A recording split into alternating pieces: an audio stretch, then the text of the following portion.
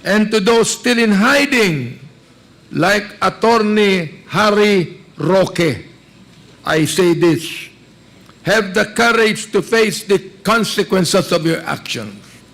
It is better to stand. Tayo po'y nagsimula na ng ating Season 2 ng hearing na ito. At ang panimula ay tungkol po sa extrajudicial killings. Today, we continue the important work of the Quad Committee in seeking justice for the countless lives that have been affected and lost due to the evils of pogos, illegal drugs, and extrajudicial killings. But before I continue, I would like to acknowledge the members of the Quad Committee who have returned to work despite the ongoing House break, a time when many of our colleagues are filing their certificates of candidacy.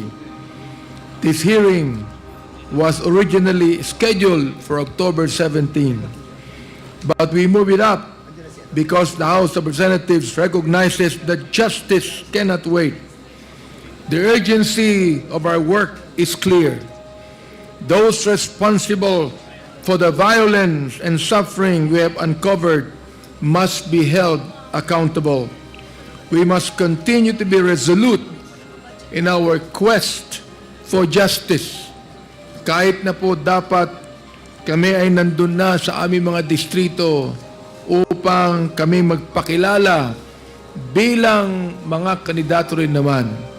Andito kami upang ipagpatuloy po natin ang ating tinatawag na quest for justice. The Bible reminds us in Proverbs 21 verse number 15, and I quote, "It is joy to the just to do judgment, but destruction shall be to the workers of iniquity." Destruction shall be to the workers of iniquity. End of quote. This passage, ladies and gentlemen, my friends, speaks of the righteous path of justice and the inevitable downfall of those who commit wrongdoing. It helps us to remember our duty in this committee to ensure that justice is served and that those responsible for violence, corruption, and extrajudicial killings will face the consequences of their actions. To all those who believe they can continue to evade the law, let me borrow the words of the late Mike Enriquez, "Hindi namin kayo tatantanan." Kaninang umaga, andun po kami sa bills and tawag doon, bills and records section. Kami po ay nag-file ng dalawang bill.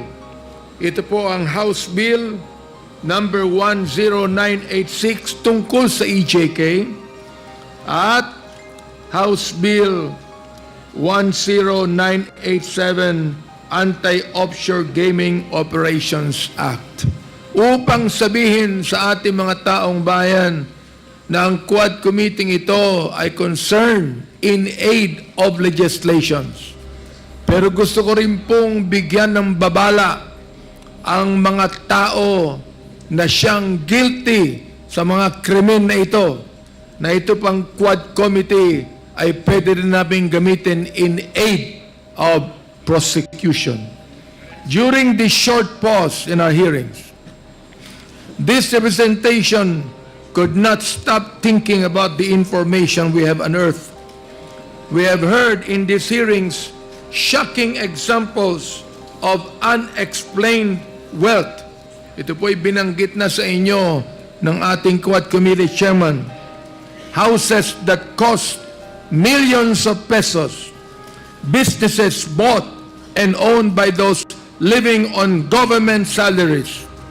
This reminds me of the line that appears at the beginning of the book by Mario Puzo, the Godfather, attributed to the Honoré de Balzac. The quote is, "Behind every great fortune, there is a crime." The crimes we are investigating, however, go far beyond mere financial gain. They have resulted in the loss of life. I cannot fathom how those who have enriched themselves at the cost of the suffering of others can live with themselves knowing that their fortunes are built on the blood of their fellow citizens. How they can live lavishly knowing that their money is blood money. Hindi po kami ang Quadcom ang maghihiganti rito, kundi ang sabi po ng ating Panginoon, "Vengeance is mine, saith the Lord, I will repay." Gagamitin po ng Diyos ang ating mga korte, ang ahensya ng gobyerno, mga law enforcement agencies. Gagamitin po ng Diyos ang taong bayan upang makita po natin na ang mga taong gumawa ng mga krimen na ito ay hindi maaaring makatakas. To these people and to those still in hiding, like Attorney Harry Roque, I say this: have the courage to face the consequences of your actions. It is better to stand and be judged than to live in the shadow of your wrongdoings. Maniwala po kayo, justice will catch up to you sooner or later. It is not a matter of if, but when. As we have always said, the time of reckoning has come. Mga kababayan, the House of Representatives will not rest until those responsible for these heinous crimes are caught, tried, convicted, and punished. We owe this to the victims, their families, and to every citizen who believes in the rule of law. Nandito po ang ating mga kamag-anak na ating mga biktima na sila po ay nag-travel pa sa malayong lugar mula Cebu upang pumarito. Hindi na po sila pumasok sa trabaho upang idaing po nila ang mga injustices na nangyari sa kanila. We will not stop there. We will also ensure that the suffering we have witnessed will not be repeated. We are committed to putting in place safeguards and laws that will prevent such tragedies from happening again. Hindi ito pwede maulit muli. Justice may sometimes be delayed, but it will not be denied.